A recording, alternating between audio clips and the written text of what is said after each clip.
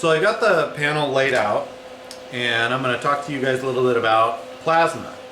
Now, I know you see on TV a lot of guys just taking the plasma cutter and going right at those floor pans and cutting them all out with the plasma before they make their patterns, which, you know, it's quick and it is efficient at removing that material, but for the do-it-yourselfer, probably not a good idea. You want to actually make your panel first and then set it in there and then cut it out, and be very careful when you're using the plasma because it'll create a lot of heat and you can potentially warp a lot of your sheet metal. So right now I'm going to use this to basically cut off my my replacement panel, and the only other tool that would be faster than this would be like a stomp shear or pneumatic shear. So if you come down here, you can take a look.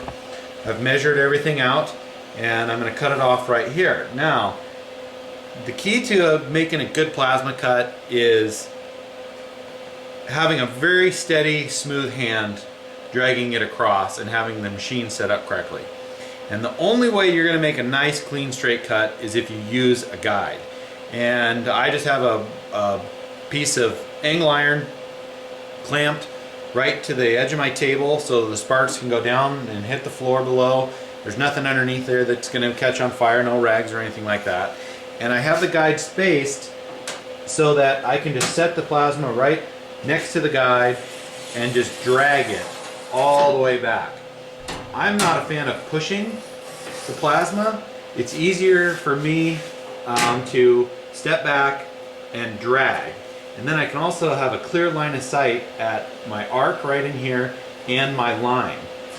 If you're going to push, you're going to have your head's going to be down like this and going like that, which works, but just kind of personal preference. So I'm going to cut this off and then we'll be ready to put the bead in.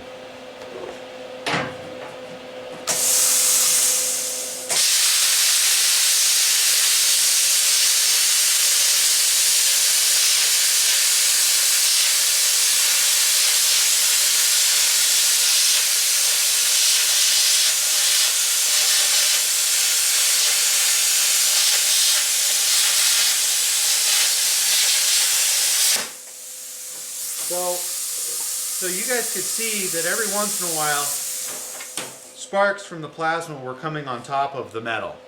If you see that, you're actually dragging a little bit too quickly and the metal is not getting forced down and out. You want all the sparks to go down below, and if you see the sparks come across the top, then you need to slow down a little bit or turn up the heat of your plasma.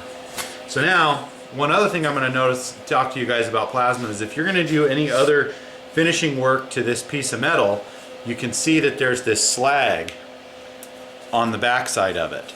And that slag is about as hard as concrete. So you don't want to put this into an English wheel or any other kind of finishing process because this will cause all kinds of dimples and stuff. So we're just going to quickly knock that off with the grinder.